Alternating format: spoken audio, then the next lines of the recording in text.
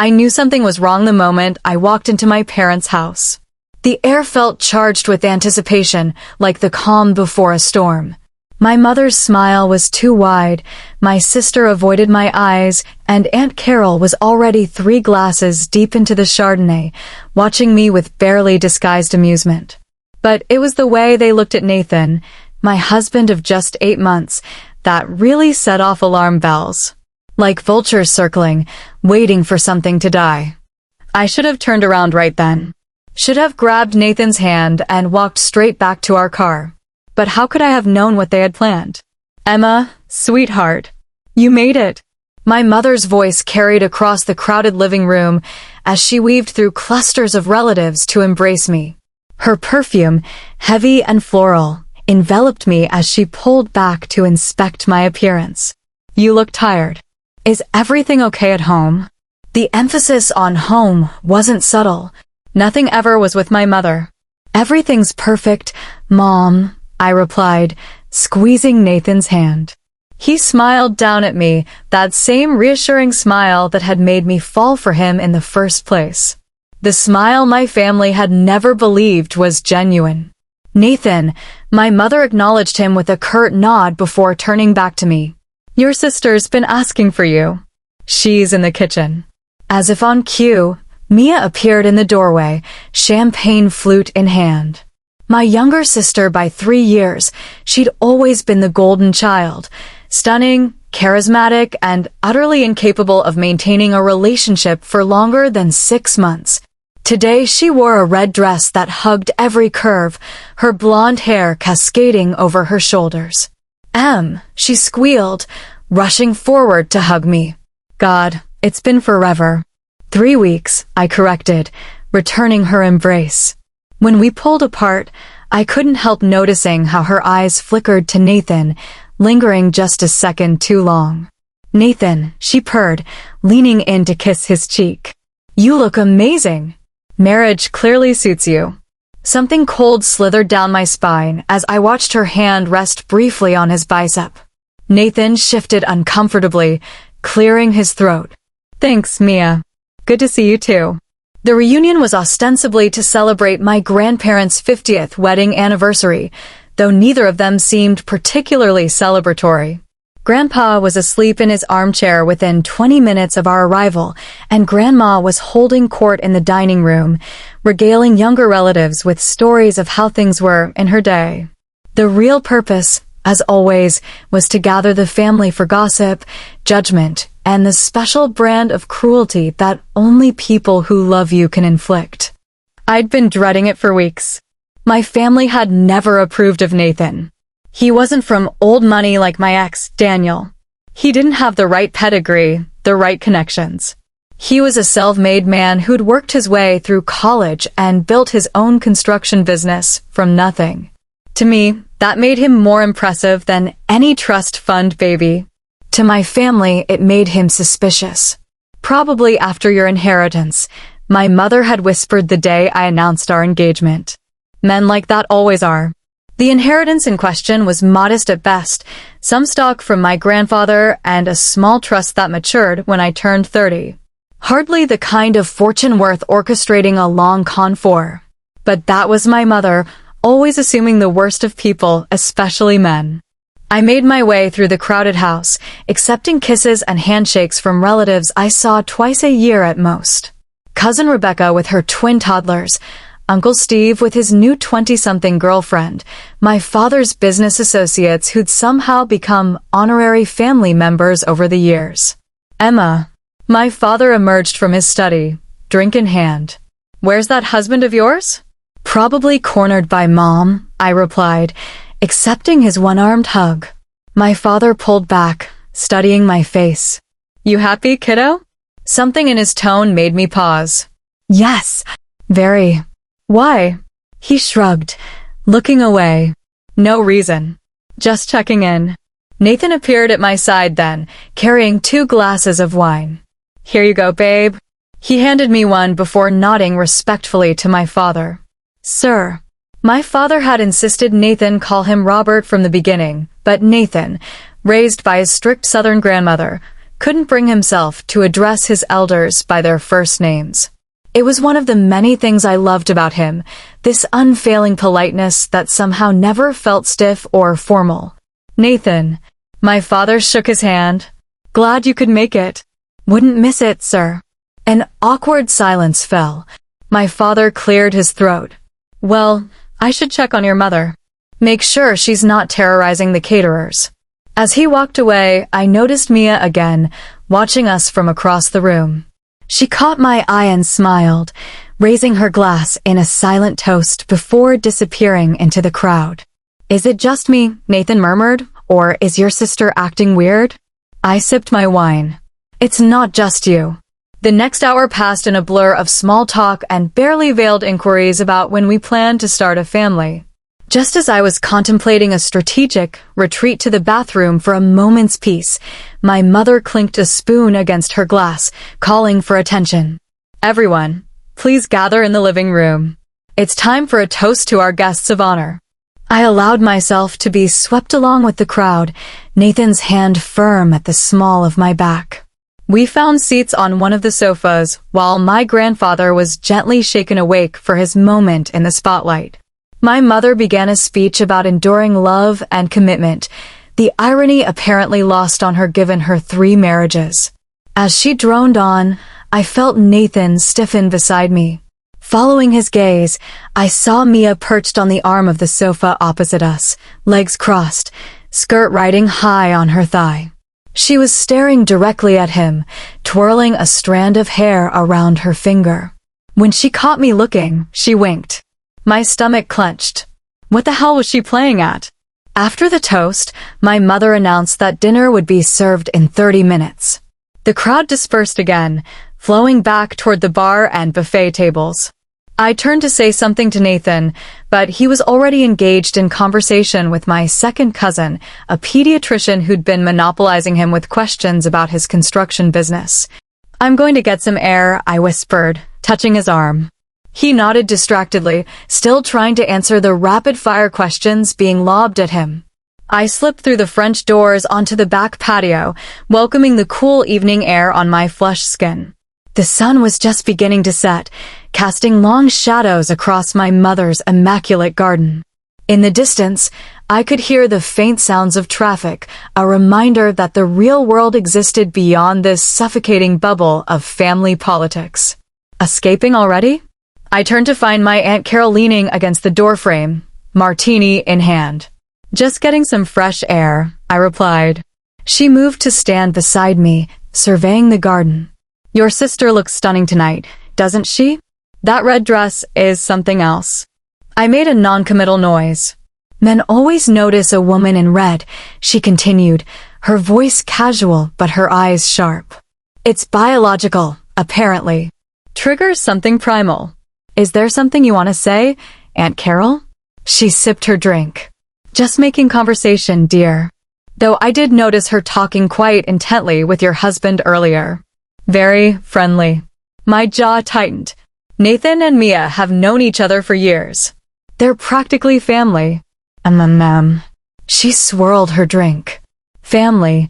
Interesting choice of words. Before I could respond, she patted my arm and sashayed back inside, leaving me alone with my growing unease. When I re-entered the house, my eyes immediately sought out Nathan. I spotted him near the fireplace, cornered by my sister. She was standing too close, one hand on his arm, laughing at something he'd said. His body language screamed discomfort, shoulders tense, weight shifted away from her, forced smile not reaching his eyes. I started toward them, but my path was blocked by my grandmother, frail but determined. "Emma, dear, I need your help in the kitchen. The caterer doesn't understand how I want the desserts arranged." "Grandma, I really need to. It will only take a minute." Her grip on my arm was surprisingly strong as she steered me toward the kitchen. "Your mother is useless with this sort of thing." By the time I'd sorted out the great dessert debate, nearly 15 minutes had passed. I hurried back to the living room, but Nathan and Mia were gone. A sick feeling settled in my stomach as I scanned the crowded space. "Looking for someone?" My mother appeared at my elbow, her expression carefully neutral. "Where's Nathan?" She shrugged. "I think he went upstairs with Mia." She wanted to show him the renovations in the guest bathroom. The guest bathroom? An excuse so flimsy it was transparent. My mother wouldn't meet my eyes. "Mom, what's going on?" "Nothing's going on." Her voice was too high, too innocent. "Why would you think something's going on?" I pushed past her and headed for the stairs, heart pounding in my chest. As I reached the landing, I heard voices coming from the study. My father's private domain, strictly off limits during parties. "Really don't think this is appropriate," Nathan was saying, his voice low but firm. "Oh, come on," Mia replied, her words slightly slurred. "No one will know. Emma's busy with Mom, and I've always wondered what it would be like." I froze, hand on the doorknob. Part of me wanted to burst in, to catch them in whatever was happening. Another part was terrified of what I might see. "Mia, stop. I love your sister. I would never do anything to hurt her." "Everyone says that," Mia laughed. "But men are men. Put the right temptation in front of them." "I'm leaving now," Nathan said, his voice coldly furious. "And I suggest you think very carefully about what you're doing. Emma deserves better from her family. From her sister."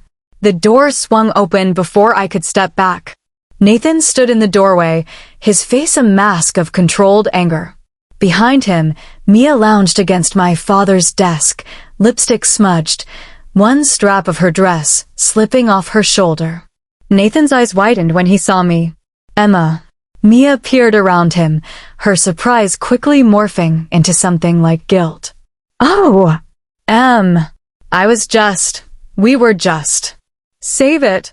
My voice sounded strange to my own ears, distant and cold. "What the hell is going on here?" Nathan reached for me, but I stepped back. Not because I doubted him.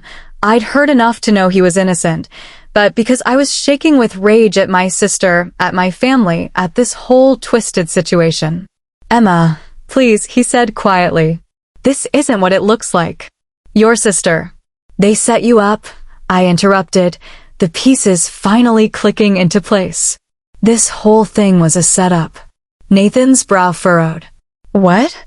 I turned to Mia, who was now looking distinctly uncomfortable. "They put you up to this, didn't they?" "Mom? Aunt Carol? Who else was in on it?" Mia wouldn't meet my eyes. "It wasn't like that. We just wanted to make sure." "Make sure of what?" My voice rose, echoing down the hallway. "That my husband would cheat on me if given the chance? What kind of sick game is that?" "Emma," Mia stood up, straightening her dress. "It was just a test." Mom was worried. "After Daniel. Don't you dare bring him into this." My hands curled into fists. Daniel cheated because he was a lying bastard, not because it's some inevitable male behavior. And using that to justify trying to seduce my husband? My God, Mia. What is wrong with you? Footsteps sounded on the stairs. My mother appeared, her face a picture of concern that didn't reach her eyes. "What's all this shouting?" "The guests can hear you." "Good." I was beyond caring. Let them hear. Let them all hear how you orchestrated this little loyalty test for my husband. Using my own sister as bait. My mother had the grace to look embarrassed, but it quickly hardened into defensiveness. "I was looking out for you. After what happened with Daniel." "Mom, stop." I held up a hand. "Just stop. Nathan is not Daniel. He's never given you a single reason to doubt him. Men like him." "Men like what?" Nathan interjected, voice tight with restrained anger. "Working class? Self-made? Not born with a silver spoon." My mother's lips pressed into a thin line. "I only meant." "I know exactly what you meant," he cut her off. "I've known from day one that you think I'm not good enough for your daughter. That I must have some angle, some ulterior motive. Because in your world, people don't fall in love, they make strategic alliances." More people had gathered at the foot of the stairs, drawn by the commotion. I recognized Aunt Carol's eager face, my father's resigned one. "You've never given him a chance," I said to my mother, my voice breaking. "From the moment I brought him home, you decided he wasn't good enough. And instead of being happy that I found someone who treats me with respect and love, you've been waiting for him to fail. Actively trying to make him fail. Emma, darling, that's not fair, my mother protested, but her words rang hollow. Nathan took my hand, squeezing it gently. It's okay, he murmured. Let's just go. But something had broken open inside me, years of swallowing my feelings to keep the peace. No, it's not okay. None of this is okay. I looked down at the assembled relatives, all pretending they weren't eagerly lapping up the drama. You know what? We're leaving. But first, I tugged Nathan toward the stairs. He followed, confusion written across his face. Emma, what are you doing? Something I should have done a long time ago. We descended into the living room, where the party had ground to a halt, all eyes on the unfolding spectacle. My grandparents sat in matching armchairs, my grandfather alert for the first time all evening. In the corner, the hired DJ watched uncertainly, unsure whether to play music through the awkward silence. I marched over to him. May I borrow the microphone, please? He handed it over without question. I turned to face my family, heart hammering but resolve firm. I have something to say to all of you. My voice echoed through the speakers, causing several people to wince. Tonight, my mother and sister, with the apparent blessing of others in this family, decided to test my husband's loyalty by having my sister try to seduce him. Gasps and murmurs rippled through the crowd. My father closed his eyes briefly, looking pained. I want you all to know that he passed with flying colors. Not that he should have been tested in the first place. I fought to keep my voice steady. For as long as I can remember, this family has operated on suspicion, judgment, and the assumption that people will eventually disappoint you. It's why we're all so miserable. It's why half of you are in loveless marriages or bitter divorces. My mother made a strangled sound of protest, but I ignored her. I refused to live that way. I chose to trust, to believe in love. And I found a man who proves every day that I made the right choice. I looked at Nathan, seeing the emotion in his eyes. He's worth 10 of any of you who doubted him. I handed the microphone to Nathan, who took it with surprise. For a moment, he just stood there, looking out at the sea of stunned faces. Then he cleared his throat. I came into this family an outsider, he began, his deep voice steady despite the tension. I knew many of you didn't approve of me, didn't think I was good enough for Emma. And honestly, sometimes I wonder if I am. My heart clenched at his words. But not because of my bank account or my background. Because she is extraordinary in every way, and I'm just a guy who got lucky enough to have her love me back. He turned to look at me, his eyes so full of emotion I could barely breathe. What happened tonight was cruel, not just to me, but to Emma. She deserved better from the people who claimed to love her. He paused, scanning the room. To those of you who are trying to break us up, you failed. And you'll keep failing. Because what we have isn't based on money or status or family approval. It's based on respect, trust, and a love that's stronger than any test you could devise. Then, with deliberate slowness, he handed the microphone back to the DJ, took my face in his hands, and kissed me deeply in front of everyone. The room fell absolutely silent. When we pulled apart, I was crying. So was he, just a little. Let's go home, he whispered. I nodded, too choked up to speak. As we walked toward the door, hand in hand, my father stepped forward. Emma, please don't leave like this. Your grandparents will understand I finished for him. Or they won't. Either way, I'm done letting this family dictate my happiness. My grandmother rose from her chair, her voice quavering but clear. Robert, let them go. God knows we've given them enough reason to. I hesitated, looking back at her. She nodded slightly, something like respect in her eyes. He's a good man, Emma. I can see that now. I'm sorry it took this unpleasantness to make it clear. Thank you, Grandma.